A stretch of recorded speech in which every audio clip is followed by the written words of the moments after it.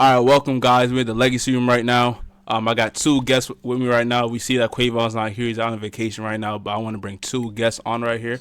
The topic that we're going to talk about is sports culture and a little bit about NIL. So if you guys want to introduce yourselves, you can go. What's up, y'all? My name's Nas, man. Shout out Zay. That's all I gotta say. Facts. My name JP. Well, he said, shout out Zay. Appreciate you for bringing me on the show, man. So For sure. It's Jaden. I'm here every week.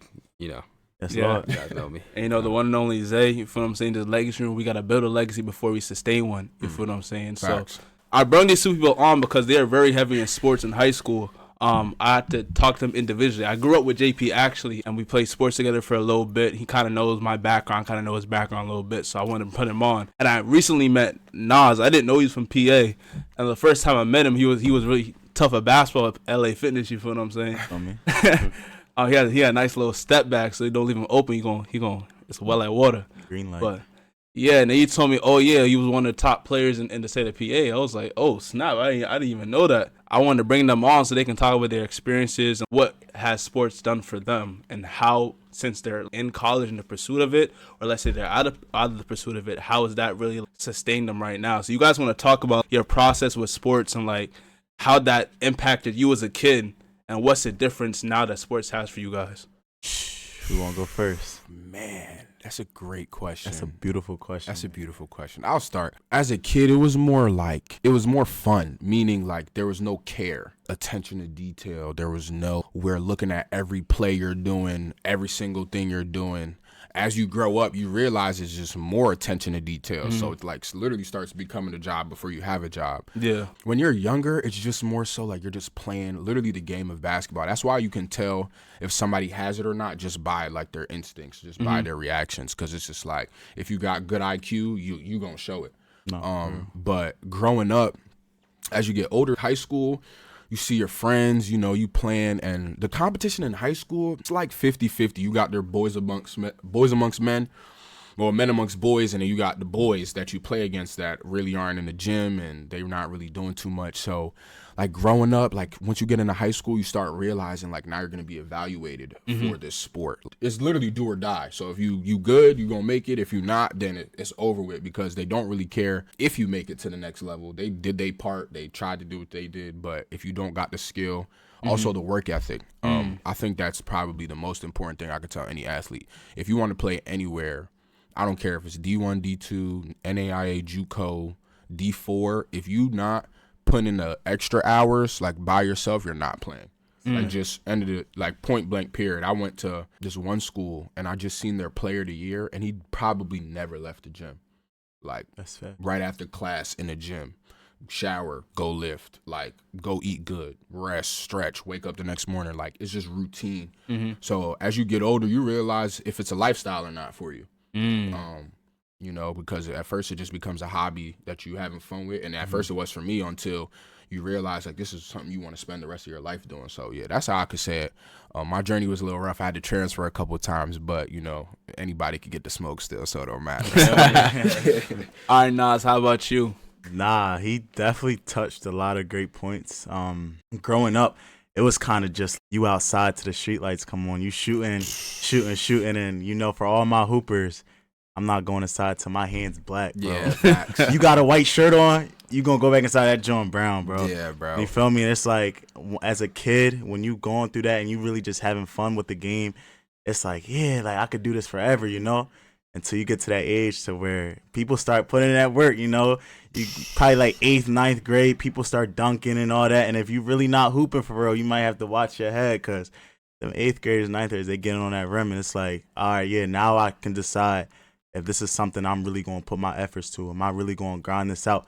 Am I really going to put myself on that level to where I'm competing with these fellas, Facts. Can I go to different showcases, to AAU, AAU, man. Different, bro. People don't know that AAU times, man. Every day I think about AAU, like tournament to tournament, staying in hotels with your parents. Going to Red Robin was my favorite spot, man. Every tournament, between every game, we'll go to Red Robin. I'll get the bacon, bacon burger with the fries and the milkshake, you feel me? And then go play a game and still have like 15, you feel me? And that's when I knew, I hoop, bro. I hoop, you feel me? And I love it. I love the game, and I'm gonna continue loving the game. So that's all I gotta say on that. So what both of y'all said is that when you were a kid, it was like free flowing, it was fun, and sports gave you that avenue to be free, right? Yeah. What was the impact to you guys when you didn't feel free no more? You felt confined, like someone had to chain you down in the sport that made you feel free. Me and him played football. We understand the politics. Once you get to high school, like you said, there's men amongst boys, and there's the average, and there's the below average. Like you know, there's levels to it. Facts. You know what I mean? Yeah. But when you're that person, like you guys were in high school, me and him, we don't have that experience. Be like, oh, we were scouted. Like we didn't have that experience. Y'all did. So number one, pressure on y'all back. Number one. Yeah. Number two, people trying to come at you. For no reason. For no reason. You have people hating on you because y'all nice. You feel what I'm saying? So the sport that y'all love, like coaches, politics, all that stuff through high school and college, like how did that feel for you guys? Like even now, like because now, like JP, you say you're not playing sports no more, but nah, you still pursuing that. Yeah. So for you, it's more like when you get faced with all these like obstacles, like politics, people coming at you, and it's like, dang, it's not fun to me. It's really like something that I have to put in. Like, how did you face that? That's a great question. When you play a sport for an amount of time and you build a confidence, it's kind of something that you look at, but you're not really hearing it. You know, like the politics going to be there. You're going to be like, all right, but I put in this amount of work to where that politics, it just goes out the window, you know? Like I could go and I could miss 3 threes, but I'm going to shoot that fourth because I know how much work I put in. Facts. And the politics from the student section to the crowd. Facts. I'm going to look at it in my head. I'm like, yeah, no, that's rough. But you know what I'm saying? But when you really find that lifestyle and you really put in that work, it's kind of just like, I'm going to do it again. And I'm going to do it again. I'm going to do it again. I'm going to do it again. You know, because you built that confidence over the time that you had played that game for. You built that love for it. Yeah, most definitely. All of the hype behind it all, it make or breaks you. It honestly like dictates if you're going to play this at the highest level or not, because at the highest level it just gets worse. You know, like I would say middle school, the crowd was, you know, cheering for both teams, you know, whoever wins, you know, let's all be good players at the end of the day. I get to high school and my coach is like, that city township rivalry. I get to high school. First off, if you wasn't at the city and township games, I'm sorry, but let me say this. City, y'all not better than us. Tuck it I just got to say that.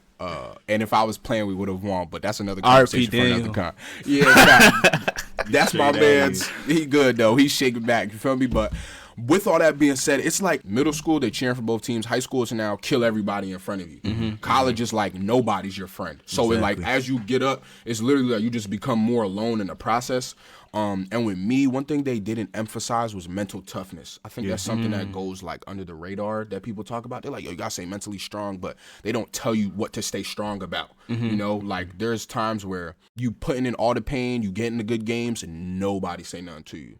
Like, you're doing great, and you're not hearing nothing back from coaches, from even your teammates hating that you doing good. So it's like you can't even say nothing for real because you're really in it by yourself. So it just depends on the person. But mental toughness was so important for me because during one of the years I was playing basketball, my dad passed away. So it was like I had to grieve and play basketball. So it was like nobody taught me how to grieve, but then at the same time, I'm like, damn, basketball is like the only you still outlet. gotta perform. Yeah, like basketball is my only outlet to play, like to grieve and do anything I want. But as I'm playing basketball, the coach is like, oh, you didn't make the right cut. You weren't in the right defensive position. And I'm telling you, it'll be like, say if I'm like this, if the coach is like, you didn't turn this way, if you don't make that little turn, that's what'll dictate if you're going to be on the team or not, because it comes down to that small of a detail. Like they'll be like, you need to have your arm out. You don't have your arm out, they're like, get off the court. Like it's not even a blink of an eye because it's their job too.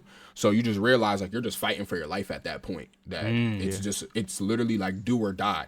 So as soon as you start playing the sport, it's fun. You grow up. But like for me, when I started playing and everybody like, yo, you so nice. I'm like, yo, it's really not that nice. Like, it's really not. Like, everybody thinks it's sweet because everybody cheering for you. But, you know, behind closed doors, behind the scenes, it's really not that sweet, bro. It really isn't. There's a lot of politics behind it. But, yeah, that's what I could say. I'm going to tag on to what you just said. Yeah. To all athletes in any sport going into your collegiate careers, attention to detail. That's the biggest thing, and that's something that's not spoken enough about in high school. When you go to that collegiate level, if you touching a line on your sprints, if you talking to your teammates, you know, if you communicating, if you're respecting your coach right, you're shaking his hand properly. Your character. Every little thing. Yeah, literally. Demeanor, character, the way you carry it, your chest up, how you carry it, you know. that's big. It's really big, and that's really got to be spoken about more. Facts. All right, for you guys, what originally got you guys into basketball as a kid? What made you pick up a basketball instead of a football, a soccer ball, hockey stick, basketball? Why basketball? I would say it'd be all the outside games I had with my friends. I seen like my oldest friend, and he literally was moving like he was Kobe, like faders, all of this. So I'm like, yo, like I want to do the same thing he doing. So one day we just ended up checking rock. I was terrible at first, but like anything, you start out as a baby in anything before you turn into adult. So it's like I've started playing, and we literally played until I picked it up. Like he said, the streets lights came on, shirts is ripped, like rain, sleet, snow, we're still playing basketball. So I would say it was just like the neighborhood friends that I had as a child, you know, they really just were like, yo, we're playing basketball every day. And it's what kept you in shape. You know, that's the reason why I'm probably not fat right now, is because I just played basketball my whole childhood until I just grew up. So, like, I'm not fat. Like, my mom will be like, you're eating too much. I'm like, bro, I'm about to go play basketball. You're mad at me for eeting all this food, but, like, I'm all those Pop-Tarts. That's why they say athletes are the fattest, because we just burn it so fast. So it's like you literally have to eat the food back. So I'm eating all this food. My mom like, what's wrong with you? I'm like, bro, I'm about to go run for 7 hours. Like, I'm good, bro. So I would just say it's just, you know, the childhood friends that I had, and then ever since then it took off. Yeah. I would say, honestly, you know, because I'm really competitive, but I got to give it to my older brother, man. I would say just growing up, ass whooping after ass whooping. I'm not going to get it. I'm good. Yeah. Ass whooping after ass whooping after ass whooping, bro. When I tell you, we would just go outside, he'll just be kicking my ass for like 5 hours straight, bro. And I'll be like, all right, it's not going to happen no more. So now I go in the crib, I start doing my push-ups. I'm watching little basketball highlights. I'm talking to my mom like, yeah, no, you feel me? And that's what really gave it to me, like, all right, no, like, this is, if no one's going to be, you know what I'm saying, it's just going to be my brother. So anytime I step on the court, if you're not my brother, I'm going. And, you know, and anyone who hoops with me can attest that I have no friends when I step on the basketball court. I'm so competitive. It might get a little chippy, but that's just because how I grew up with my brother, you know. He put that basketball in my hand, and big shout out to him. Facts. Word. So now since we talk about like what basketball is to y'all, like in the global aspect, what do you think the culture of basketball, like the LeBron James, the Currys, like all these, or even the collegiate athletes, like what standard should they have? Like what expectations should they be reaching, and what are they reaching now? You're hitting the head of everything that needs to be talked about. Yeah. What basketball is now, I think we're shying away from the toughness of it. I think we're shying away from the men amongst boys aspect. I feel like we're trying to make the playing level equal. And interesting. I feel like it's interesting to a point, because like obviously you see all these athletes, and when they underperform, you're like, yo, what's going on? Like you literally come to watch people perform, but also like sometimes there's literally refs would dictate how the game go. Like you can try as hard as you can to change the tide of a game, and if the ref is not going with it, you're not changing the tide. Like you can hit, you can drive to the basket, any little move, sometimes a little push off, offensive foul. Like there's just so many things that are affecting the game today, and I would say the biggest thing that's affecting the game today is money. Everybody, you know, money is literally what runs the world at this point, but I feel like what basketball is now is just a marketing thing. I think it's an entertainment thing. I don't think it's like, yo, this guy's a great basketball player, and then let's market him. It's like, oh, he's marketable, and he could play a little bit of basketball. I feel like we need to get back to more of he's a great basketball player, because there's tons of hoopers out here that have no shot. Like, never seen the court, never played yet, and it's been years. Like, they're not following their 4-year mark like how it's supposed to be in college because of just the politics of it. But I promise you, they're some of the best hoopers I've ever seen that just aren't on a team, and it's just because of the money aspect, the how you look aspect, the marketing aspect. Like, there's just so many things that is changing in the basketball culture. I feel like people's expectations should be the player they want to be, though, on the court. That's fact. So who is that player though? So like for you, like when you was growing up, like what was the standard for you? Like when I mean standard, I mean like how he plays, how he acts on and off the court. Like when I mean culture, I'm talking about the culture in the game and outside the court. You feel what I'm saying? Oh yeah, that's great. I need both sides. Okay. I need yin and yang, my man. I was energy wise, I was Russell Westbrook because he just never stopped. So I would play defense, and I'm like, yo, like you're never gonna hear the end of this. Until the buzzer sounds, until the game over, like I'm screaming, I'm yelling, I'm hacking if I have to. You know, like he knows. Sometimes you get down, so you just gotta hack the whole game. Yeah. Like you gonna get away with it sometimes. So, but like it just was energy wise and off the court. I'm like, yo, Russell. Like playing wise, I say Chris Paul, being like a floor general. When he was really in like his New Orleans Clippers days, I'm like, yo, like that was my favorite player. I'm like Clippers, Chris Paul. I'm like this boy OD, like throwing the lob up to Blake Griffin. I'm like, yo, like this is all I want to do. So I was and I had 2-6-6 players, you know, Manny and Wesley. So I was like, yo, I got perfect guys to throw lobs to. I sucked at throwing lobs though. They don't talk about that. But I was more Chris Paul because I was like, I just want to control the game, and I just seen how slow he made it. And I'm like, yo, like, is he even, like, running? Like, what is he doing? Like, Luka now. Like, Luka just looked like he's literally toe tapping out there, just floating in the water. So, but I was Chris Paul, offensive-wise. Some people would say, like, Russell Westbrook, maybe, like, a Pat Bev if I had to get on my real scrappy stuff. But I'd say Chris Paul. Yeah. So, okay. Yeah. Energy-wise, I'm a Russell-type player. You feel me? I'm going to go after everything. If my team not doing it, I'm there. Facts. Feel me? If someone dribbling, I'm going to dive on the floor. I'm going to get the loose ball. Feel me? But like offensively, I'll give myself like a Jalen Brunson. You feel me? I'm gonna get to my spots.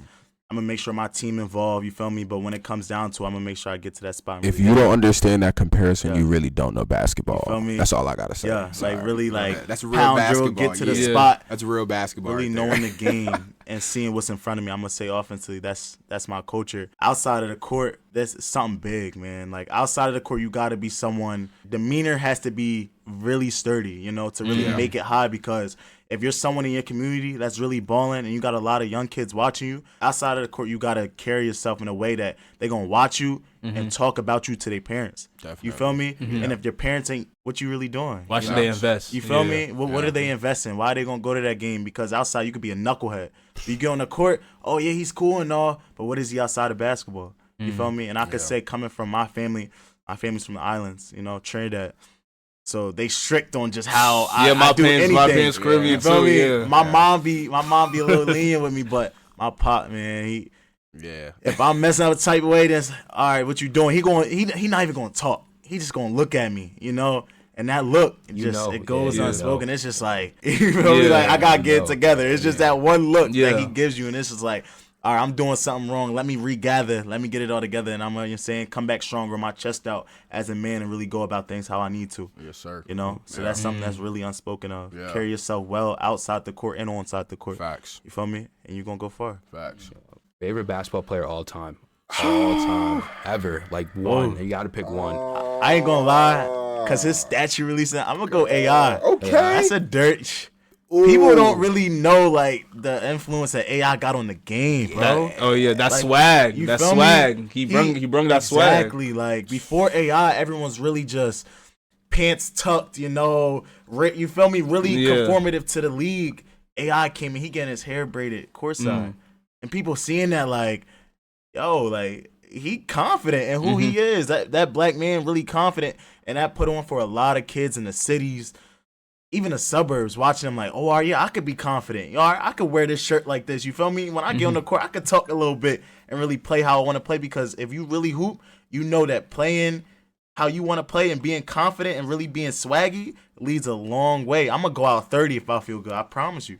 Yeah. If I feel good and I got a nice little cut in my pants, you feel me? I'm going to go out and give 30 because I feel good. And that's something AI put on for a lot of people. So shout out AI and shout out his statue releasing. He a bigger statue.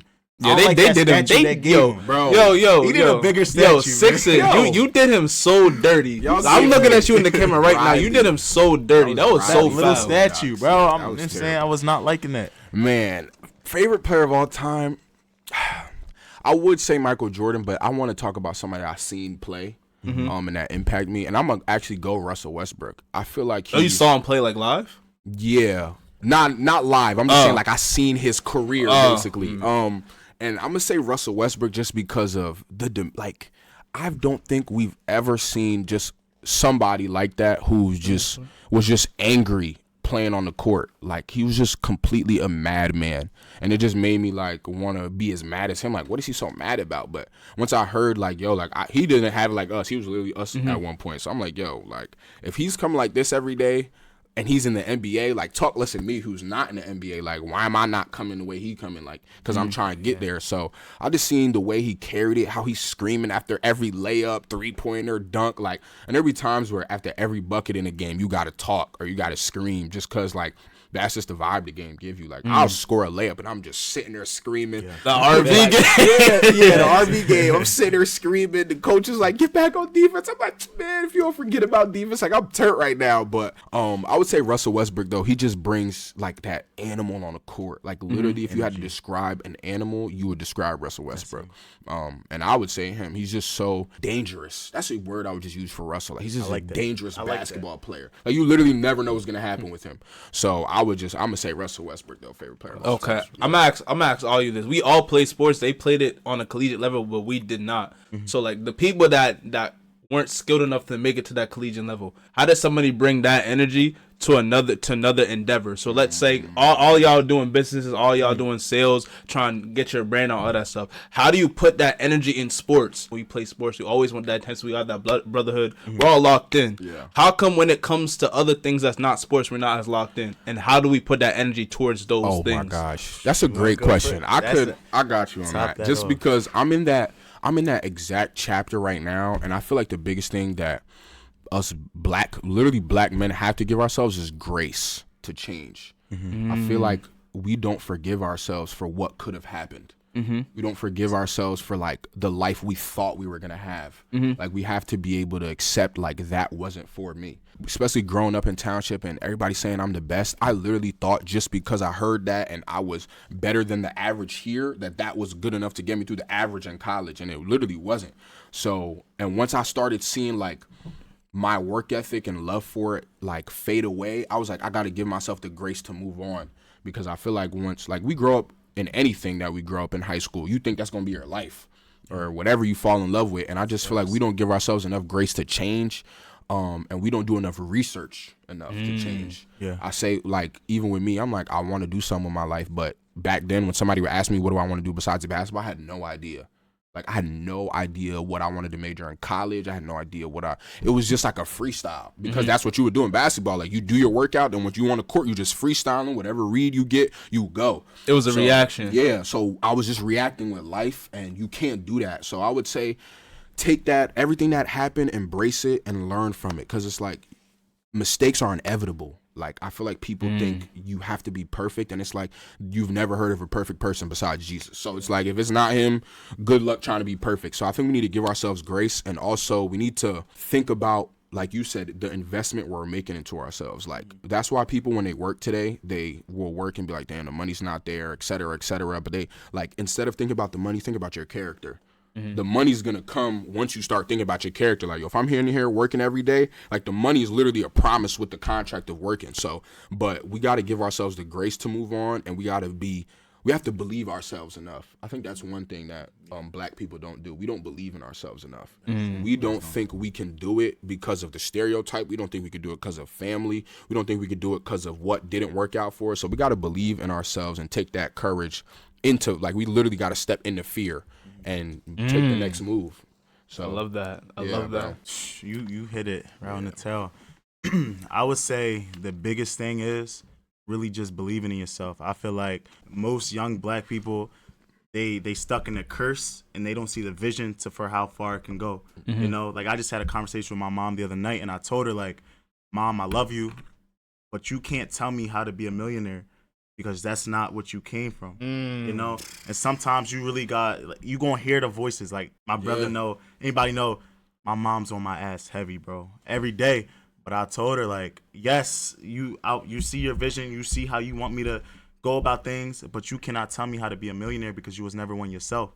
You feel me? So for myself, I gotta believe in whatever vision that I have. I gotta execute it.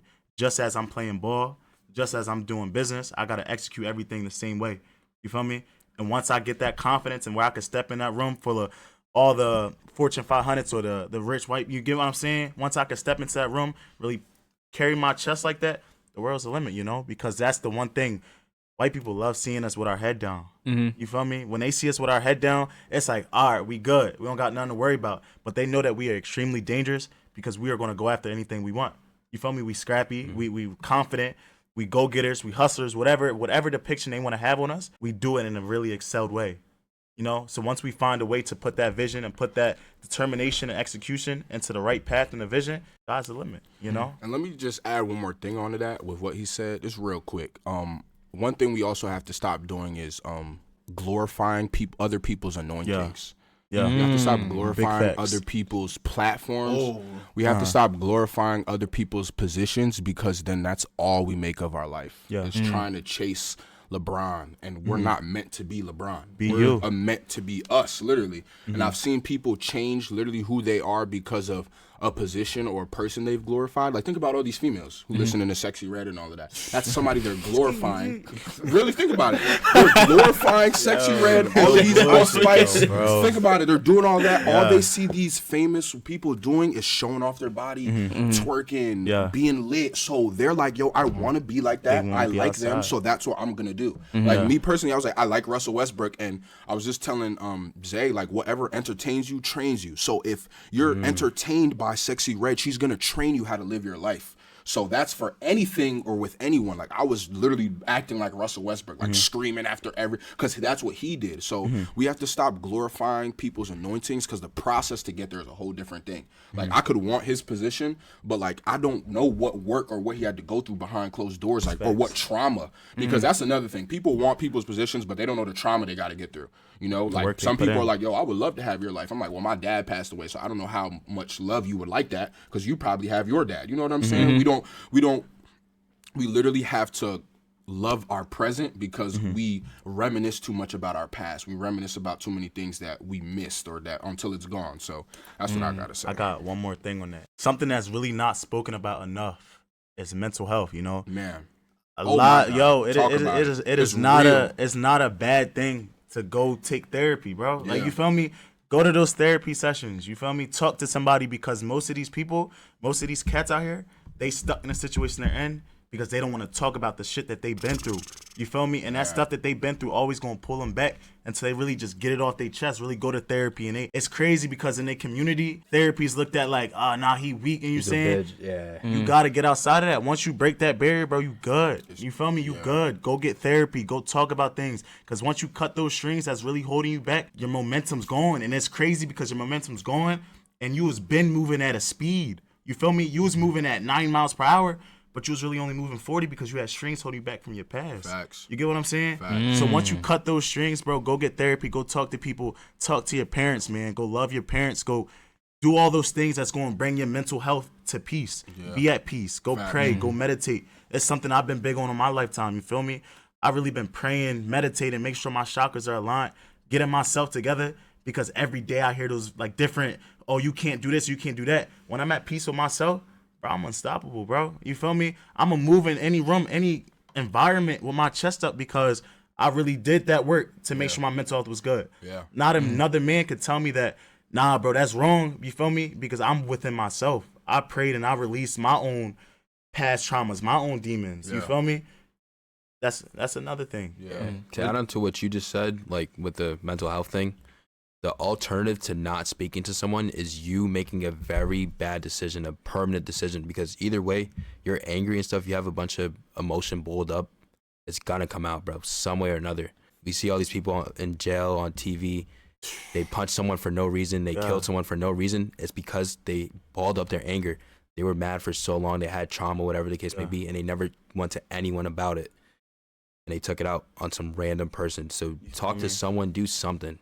They just posted someone and they said that 5-minute decision costed them 10 years of their life. You feel me? And if you really think about it, bro, that little decision based off straight emotion and nothing else but really just emotion is going to change everyone. You feel me? Everyone involved. Exactly. And there's no such thing as an unexpressed emotion. Exactly. Like, you may be able to restrain how you feel about something, but that does not mean that that emotion is gone. Like, there are so many people that did me wrong that I just pressed down the resentment. But when I see them, the resentment is there. Like, oh yeah, I already know what I'm on with that person, just because of the resentment I didn't let go of. So I would say all the emotions you're feeling, like we really I don't know why we glorify other people. Like, we're not all humans. Like, everybody has emotions. Like, facts. everybody's a human being. So it's like, I could look at the next person like, wow, they're stronger than me mentally. But, like, they weren't strong mentally before. You literally have to go through hell in order to admire heaven. Like, it doesn't, there's no other way around that. There's no other way around that. And that's what I had to learn. Like, I wanted the mountain and all of that, but I had to go through the valley first. And once I loved the valley, the mountain was just waiting for me because I already went through it. Yeah. You know what I'm saying? So it's just it's those things that, like, us men, we don't realize until the opportunity is gone, or we don't realize until, like, the opportunity is dead. And I don't want people's dreams to die because of where their mind is at and what entertains them and what they focus on, because we focus on things we can't control. Like, regardless or not, people aren't going to like us if we do something good. People are going to hate us if we do something good. So no matter what you do, you're going to get hated on, you're going to get liked. It's just a matter if you're okay with what it is. Like, we're not our own cheerleaders. We're waiting for other cheerleaders to cheer us on, and we got to cheer ourselves past the finish line. We gotta be the ones to drag us across the finish line. And if we don't, nobody else will. Nobody's going to be at your grave like, hey, you did a great life, and I'm glad I could help you with it. Like, as you can see, everybody that's at a funeral, they in the casket by themselves. Ain't nobody else going in the grave with them but them. So it's like, if you really just look at it that way, you'll be able to conquer anything in your life, because everybody's human, and all people can do is watch. Talk to them. Think about it. Nobody can live your life. So if they can't live it, all they can do is watch you live it. So go get turned, go be successful, go make the right moves, but you got to just make sure that you're focusing on what you can do, which is your life and what makes you happy. So I'll say one thing and then you can join. But one thing I always say to y'all, Jay knows you got to enjoy the journey, right? You have to have a destination, but it's like pirates, right? Like they have a destination, go get gold, to go get riches, but at the same time, every single day they're enjoying the journey. Yeah. Like, when I talk to God now, the first thing I say is thank you. Like, I don't say like I'm going through something. You feel what I'm saying? I say thank you for the opportunity for me to learn. Yeah. Thank you for giving me this obstacle for me to get stronger. Man. You hit me with a couple of right hooks and I got knocked down. That's all good. But thank you for giving me the opportunity to get hit. Yeah. Because when I get up, not if. But when I get up, definitely. Hey, talk about that. Listen, people say if I get the opportunity. When I get the opportunity, opportunities are always there. Yeah, you just got to be prepared for the opportunity.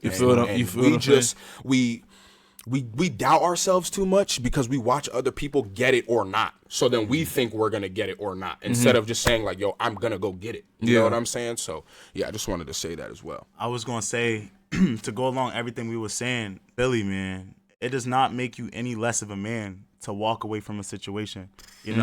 Most young people, they oh no, I gotta go do this. You feel me? Yeah. Oh, he sees me as a coward, or he sees me as something less, or he's belittling me in this way. It does not make you any less of a man to walk away from a situation. Even the biggest guys, you know what I'm saying, he could be 6'8", 380, but if his morals right and his, you know what I'm saying, he really on his shit. You're more of a man. He gonna walk away from that situation, and that's gonna make you more of a man. Yeah. You don't always gotta resort to violence. You don't always gotta fight. You don't always gotta pick up guns, whatever the situation may be. You get what I'm saying? You can walk away from that situation, and you still gonna be alright. You feel me? No matter how they look at you, like, goes back to what I'm saying. When you pray and meditating, you gonna still be cool because you within yourself. You really you one with yourself. Your chakras are aligned. Yeah. You get what I'm saying? Yeah. Listen, man. We're getting real deep into it. I'm a switch it up a little bit, because we always talk about business and talk about money mindset. Yeah. So what we're going to talk about, talk about a little bit of NIL and a little bit of business. So we all know that NIL changed the game. Like, we heard of it more in football, how these football players are like driving in like Mercedes Benzes. I saw Hellcats. I remember the whole parking lot of one of the colleges had mad black Hellcats tinted. Like, Florida. That was mad crazy. In Miami? Was it Miami? I think it was Miami. It's somewhere in Florida. But yeah, like, we want to talk about like NILs. We want to talk about like businesses and like how that's changed. I was cutting Nas's hair the other day, and he was telling me like, oh yeah, that he experienced a little bit about NIL, and he's experienced a little bit of that stuff. Yeah. And like, I want y'all to know, like, you do not need to be a collegiate player or be in the NBA or have that notoriety in sports to have an NIL deal. You feel what I'm saying? Me and Nas are really talking about it. Really putting Brandon Marshall, right? We all heard about the situation with him and them splitting apart. Do you see him doing interviews every single like week now?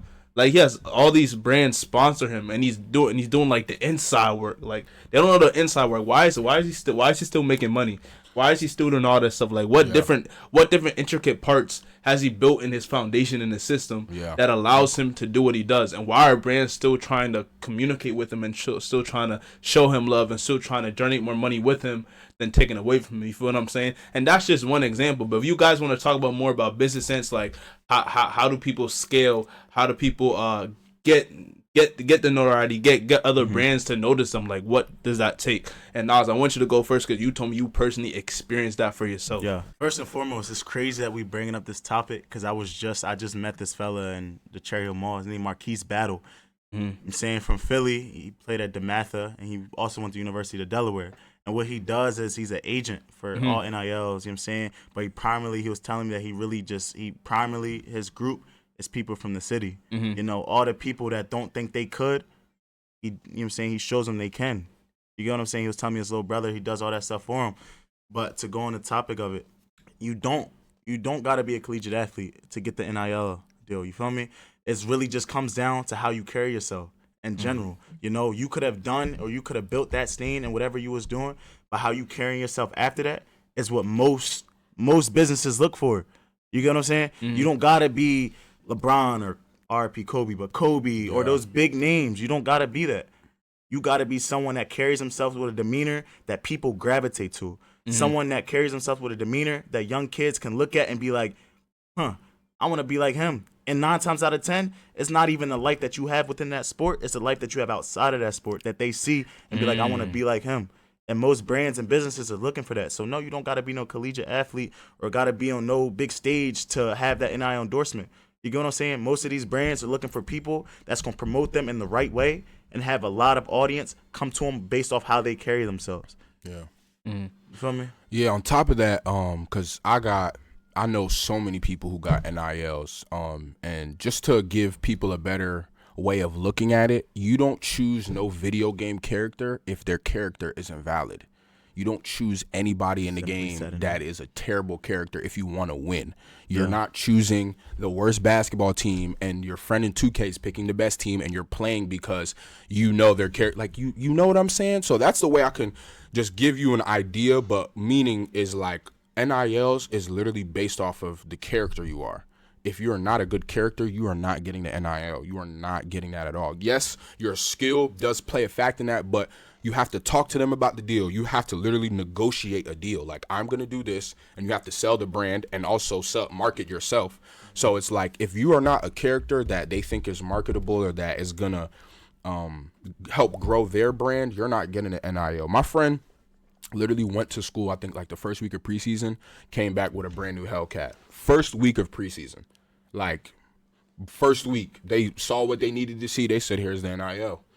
And Lord, you know how much a Hellcat costs, so they're throwing him that much money in order for him to buy that. So it's like, your character will literally determine where you go in life. Like, if I choose Patrick Mahomes and somebody else doesn't, I'm like, oh, I know where I'm going. Like, I'm going to the end zone every single time because I chose Patrick. But that's the same thing we got to do for ourselves. We got to build that character. So NILs are super important when it comes to character, because that's literally how I got all of the places or positions I am at now. It's because of my character. And if I never had good character, none of the deals that I ever had wouldn't have never went through. So yeah, I was gonna say, to speak on that, nobody even knows who I am in New Jersey. You know, this is not where I'm from. This is not my state. But different businesses can see how you carry yourself in a little amount of time to go to show, to be like, oh no, I like the way he carries himself. Let's talk business. You get what I'm saying? Facts. End of the day, it's all about marketing and business. I'm not someone that's from here, but I came out here and I carried myself in a manner to allow other people to gravitate and to see business opportunities within myself. Facts. And that's what really put it on. You get what I'm saying? Facts. That goes to show that it doesn't matter how far you move. It doesn't matter where you go, or it doesn't matter what path that God has you on. As long as you carry yourself with that demeanor throughout that journey, you're going to be straight. You're going to be good. Yeah. Oh, real quick, just to add on, because you just said about God carrying you on that journey. I just learned this today, and I want to share it, is that I was reading a verse in the Bible, and it says they give you a body equipped for eternal life and eternal hell. So I want us to just start there. So now God was revealing to me that we are already equipped for everything we have to do in this life. Yes, Lord. Like, think about the water animals. They're already equipped to breathe underwater. So he was telling me, like, why wouldn't I equip you already for this life that you have? So like we think that we can't do certain things, and it's just like I was talking to God. I was like, I can't. He was like, you can't do what? Like, what is there you can't do if I've already equipped you to do everything you need to do on this earth? Like, Jesus didn't have to go back to heaven and be like, God, I need one more thing, because he already came down with everything he needed to fulfill his purpose. So it's like, that's another thing that I want people to realize, is that it's literally on the inside of you. Like, every idea that man made started on the inside, and then it became a reality. So that's just something that I also want to say, like, just you got to remind yourself, especially for these NILs or whatever deal you're trying to make, you have to walk in there already like equipped for it. Like, know that you are made for this, because some people, that's literally the difference of why people make it to the collegiate level or not. They don't think they're made for it. So it's like, if you don't think you're not playing on the next level. If you think you like that, you're going to play on the next level. End of the story. Like, some people's literally mindset of like, I'm going to kill you is the difference between an NIL deal or not. Like, or a difference between an offer or not. But people don't look at it that way. So that's another thing I would, touch on as well. To go along perfectly what you were saying, you just got to understand that your journey moves at God's speed. You get what I'm saying? Yeah. So no matter what you're going through, you got to understand that, like he said, you came down with everything that you need. So now only thing that you have to do is move at that speed that God has put you on the journey with. You get what I'm saying? And sometimes you're going to look at it like, man, I don't got this, or they flexing with that Hellcat. But you got to understand that was the speed that they was put on. And not all the time is that the speed that you also going to be having. Yeah. You know what I'm saying? So believe in that God speed. God speed is everything. One thing I will say is that, like I said, don't compare yourself to nobody. You're going to reap what you sow. So if you reap good fruit, you're going to be a better person. You feel what I'm saying? Yes, Lord. Jay, know if you work out, you're going to get stronger. If you do what you're supposed to do, God already gave us the gifts. It's up to us to identify what the gifts are and to use it to the best of our ability. So any of you guys out there that are feeling like you're not worth it, you're not it, you are, but you have to figure that out. I cannot give you reassurance for that. We cannot give you reassurance for that. You have to find your own worth. You have to find your own stability and enjoy because your journey is your own journey. Yeah. Like, I always think like this, like, man, like, my parents really, like, all of our parents, like, didn't have it. Like, they gave us a lot. They gave us a lot of opportunities. Like, facts. Like, big facts. We're all of us, I believe, are first generation, like people, or have people that, like, were struggling and got out the gutter. And a lot of you guys have that as well. So God gave you the opportunity to now go through that and learn from your fathers and your mothers and your aunties and uncles and all that stuff.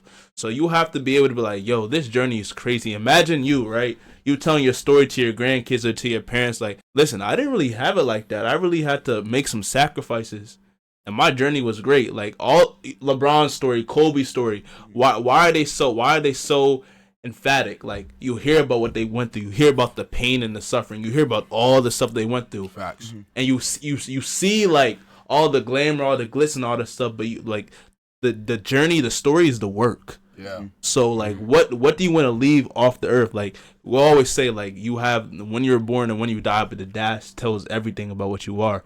So, like, what painting, what resume are you gonna leave when you're gone? Like, do you want to leave like a base, like, oh, I did a 9 to no? Listen, if that's your prerogative, that's what you want to do, fine. But me personally, I'm gonna take the risk. I'm a risk taker. I want to make sure that anything that I do, I'm putting 1,000% in it. Because at least I know that every moment and every day that I tried, I did it to the best of my ability. You know what I mean?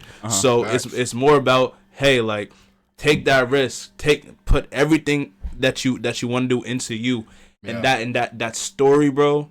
That story is gonna be crazy. Cause don't you want people to, like, when they talk about you, like, yo, like, I didn't know his journey, but like I just felt like he was, like, doing stuff, and then you have that story that comes out, like, he really went through all this. Like, he really was broke, spent all of his money doing this. You hear those stories, people move to, like, California or move to New York with, like, $5 in their pocket, and they put themselves in a position where they did not know if they was going to eat or not. They knew the destination. They knew they was going to be great. Yeah. They did not know how they were going to get there. But and my mindset right now is, like, I don't know how I'm going to get there. I'm going to get there. But I'm going to get there. It's not maybe, it's not an if, it's I'm going to get there. Yeah. You know what I mean? Yeah, and on top of that, another thing that, I'm big on quotes that just, like, stick with me. And somebody said, wherever your mind is, your life is. So whatever situation you're thinking about, that's your life. Yeah. Like, you will think about that situation the entire day. For example, when my dad passed, I only could think about grieving. And obviously that's the main feeling, but every movement, every word I spoke was out of grievance. So it's like I was like, oh yeah, everybody's like, how are you? And I'm like, I'm fine, but like I'm literally dying because my mind is like in the grave. That's all I'm thinking about. So it's like you have to change where your mind is. And on top of that, I had 20 years with my dad. If somebody said you had to spend 20 years in jail, you'd be like, oh my God, 20 years is so long. But I spent 20 years with him and don't think that's enough time still. So I want people to really like value your time that you have, because you're in high school for 4 years. If I told you to go back to high school and do another 4 years, you're like, I'm not doing all those 4 years again. But when you were in the 4 years, you're not thinking about all that time that you're just, it just goes by like that. And in the Bible, it says life is like a morning fog. And think about a morning fog and what it is. Like you can see it, but once you touch it, the fog is gone. So you really need to take the time to put work into your life, all the years, all of that, because we don't really, we take too many things for granted, and that's why Jesus came for us. So, and I just want all of us to really like put emphasis on that, because it's like time is ticking. Like the day's about to be over. Every day you wake up, there's a clock. So it's like whether you like it or not, you're being timed. Whether you like it or not, the clock is ticking. So don't waste that time thinking about what you could do, and just go do what you can. Exactly. You know so yeah. And also to go along with what you were saying, you guys got to understand that if you are living with your parents, you know what I'm saying, either it's your mom or your mom and your dad, or just your dad, you get what I'm saying? Take that risk, because you have that net that if you fail, 8 times out of 10, they're going to be there for you. You feel me? So really appreciate them for the time that they are here now. Yes, sir. Because like bro said, when that 20 years, you feel me? Yep. Yeah, bro. It really gets you. So take advantage of the time that you do now have with your parents, whether it's your mom or your mom and your dad, or just your dad. Take advantage of that. Take them risks. Do what you got to do to make sure that when time comes, that not only yourself is good, but your family's good, and also the family that brought you to the world. Exactly. Yeah. You get what I'm saying? Facts. Most def. What you got, Jay? I'd definitely say take the risk now, especially like you said, you got your parents and stuff, whatever the case may be, you're living with your parents. Or anybody. You don't have any real responsibilities. You don't have any kids yet. You don't have any real bills yet. Yeah. Now is the time to take the risk, because once you have kids and shit, you're going to feel more pressure in the sense to where you're not really going to want to do it, because you're going to be like, oh, what about my kids? What about this? You're going to have more excuses. You're not going to have as much time. The faster you start, the more you get better at it. It's compound interest. The more you do something, the better you get at it. Yeah. Let's say you start your business now, right? As opposed to starting in 10 years. Think about how much time you have to grow within the next 10 years. Facts. If you start now. Facts. So whatever it is you want to start, whatever it is you're thinking about, don't just make it a thought. Make it an action, bro. Do it now. Literally do it now. Start now.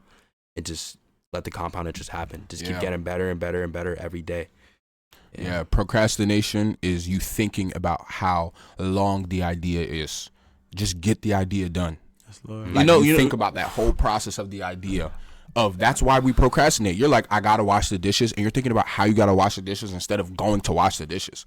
Like, think about that. Like, you really look stupid. Like, cause I had to do it to myself. I'm like, yo, I look stupid for procrastinating, cause I'm like, I don't want to type a paper, but it's like if I just type the paper would be over. Yeah, so I just and I want to emphasize like what entertains you trains you. So whatever you find entertaining is what is gonna train you to live. Like whatever person, show, whatever it is. Like that's why girls be watching Bad Girls Club and they be like, like they're so entertained by it that it's training the way they are. You know, and like even with us boys, we see all these people Riz, and I don't use that. I don't say the word Riz. I just we too old to be saying Riz, in my opinion. But that's another topic for another time. But we see all these younger black men who are just hip shaking, do all this other stuff because it entertains them and it's not building their character. And at the end of the day, you're only gonna get somewhere if your character is good. That's facts. So, yeah, I would never hip shake. I'm sorry. That's just like. Y'all got that. That's all. Take time. I will say, I was on Instagram and they talk about procrastination. It was like procrastination is basically a declaration of telling God that you don't value the time that He's giving you. You think that you will have another opportunity to have that chance again. Maybe God gave you the opportunity once for you to prove to Him that, hey, like, can He trust you? Can He trust you with it? You feel what I'm saying? Because God's going to give you opportunities. Like, let's say all of us, we all want that beautiful model girl, that woman that's going to be our wife, that's going to help us elevate. But are we ready for that? That's the question. So you're talking about, oh, you want to have a business now, you want to make $1 million. Are you ready for that? You feel what I'm saying? You want to be in the league. You want to be in the league. You want to have all the cars. You want to have all that. But like, are you ready for that? 'Cause you see a lot of people that get it too early and now they broke. Man, You feel what I'm saying? You see a lot of people that say they want something they get too early, but they don't have the consistency. They don't have the traits to sustain the things that you get. Yeah. You feel what I'm saying? You have to be able to not only get it but sustain it. Yeah. So you have to ask yourself throughout this path, like being paralyzed and being like not moving and being in a space where you're in the unorthodox space where it's like, yo, I'm in like the matrix. Like I'm just staying in the zone. You don't want to do that. You don't want to. You want to be lazy. Like stop all the lazy shit. You feel what I'm saying? Facts. But you have to be able to be proactive and take accountability. Yeah. And like I was talking to Nas about this when I was cutting his hair. Like he was telling me like the people he was around, like it wasn't like that, and like I felt like he wanted to break away. And then us men, we have to be able to identify like when our man's is like when he's like, yo, I'm trying to find a way, but I don't have a resource. Like we can reach the mountain together, my brother, but we have to figure out a way together. You feel what I'm saying? Nice. So we always have to talk about progress and understand what we need and not what we want, because what we want's not really what we need. If we understand what we need, we're gonna get what we want. You feel what I'm saying? So you have to understand, like if you want something, you gotta be ready for it. You gotta be ready for the blessing, because if you're not ready for the blessing, how are you gonna be able to keep what you have? Facts.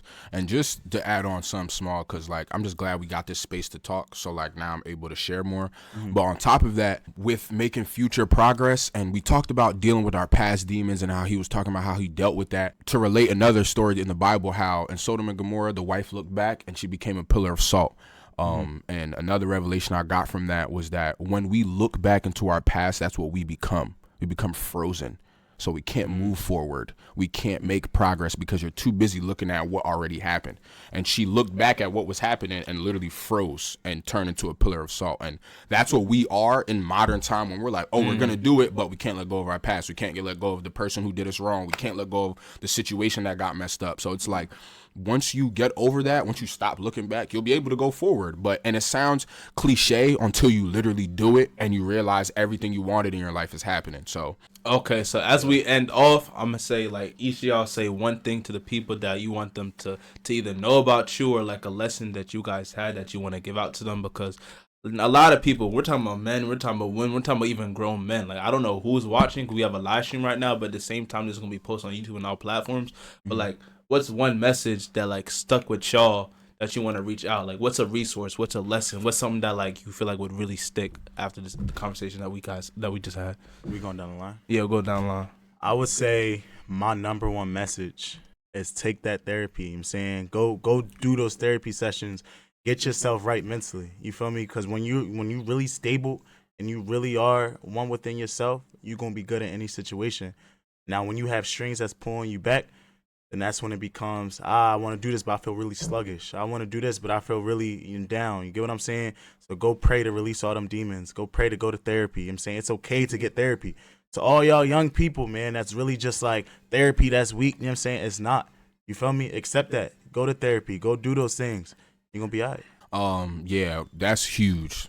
Definitely get the therapy. That's what I did to get over my dad's passing, and I can say like I'm in the best. This is probably the best I've ever felt, to be honest. So get that therapy. One thing I would say though, it's like you got to do it for it to actually work. But plow before you sow, and then you reap. So you got to plow, meaning you got to get rid of all the inconsistency, all the habits that are messing you up from your future. So plow before you start trying to sow what you want to be. And then once you start sowing, you'll reap. So that's what I got to say, because listen, everything that you want comes with time, and you can't control time. All you can control is what you do with it. So yeah, that's what I got to say. That's tough. Back to the bad habits. One thing I could definitely tell you guys right now is to stop watching. If you're watching right now, stop watching it. It's ruining your brain. It's over-sexualizing your brain. You wonder why you're weird. You wonder why like you're acting awkward around girls. It's because you're watching.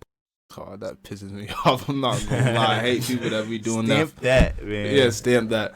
All I would say is just know yourself. No one can tell you what you're doing. You feel what I'm saying? If you know your worth, no one can tell you. If you know like who you are, how much work you put in. If I'm in the gym, we were talking about sports all the time. If I'm in the gym hours and hours on end, and I know I'm a shooter, how is nobody gonna tell me you can't shoot? What? I made how many shots in the gym? Get that shot up. I made how many shots in the gym? Other than all that stuff, you have to build credibility and consistency and have that confidence so you can walk with it. You feel what I'm saying? Yeah. Like there's an energy that you bring. There's like an energy that you bring when no one can tell you nothing. Yeah. Be humble, yes. Like don't be Yes, cocky, but for have sure. that self-esteem to know I know what I can do. I know what I'm capable of. So if you're trying to try me and trying to downplay me, you're not gonna do that. I'm a star. We are stars. Each one of you are stars. Yes. We each have different brightness levels, but we all are stars. We're not in darkness. We're just very dim. Yeah. That was deep. Yeah. That's tough. That was fire. Yeah, like taking it yeah, as a they- Instagram caption. we're all fire. stars. It's just different brightness levels. So you just gotta Turn that understand how to brightness up. illuminate. So you just gotta understand how to illuminate brighter. That's Yes, all you Lord. gotta do. Different Yes, brightness Lord. levels. So just understand that you're a star. And once you understand you're a star, you gotta understand how to shine brighter every day. Yeah. And that's the only thing I gotta say. Can I sir. say one more thing to Yeah, add on to yeah. that? Real Like spit. bro said, you are a star. You feel me? So in any room that you go in, keep your head high because that's the number one thing that's looked at. If you step into a room and you really just lower it, your energy, people not gonna gravitate towards that. So step into the room with that confidence, with your brightness all the way up. You know what I'm Yeah. saying? iPhone brightness all the way up. Turn your star brightness all the way up. Yes. And you're gonna be good. No matter who it is, no matter Yeah. what the room is, know Yeah. that you're gonna be all right when your brightness is up. I hope you guys enjoyed the podcast. Listen, this is legacy room. So legacy, if you gotta understand what a legacy is, you gotta build it. A legacy is something that's passed on from generations and generations, Yes, and we're Lord. building that. We're trying to build a community for the people that's on live, the people that's watching us right now that can come to us as leaders. We want to be mentors and we want to be students at the same time. Teach us something while we teach y'all. You feel what I'm saying? So feel free to hit us up. We're gonna have everything set up. We're gonna have their grams, have all the information in the description below to Yeah. make sure y'all are good. And hope you guys have a blessed day. Listen, build your legacy while we build ours. If you want to come join ours, we can build it together. But hey, man, stay blessed. God did. Yes, sir. Amen. God did.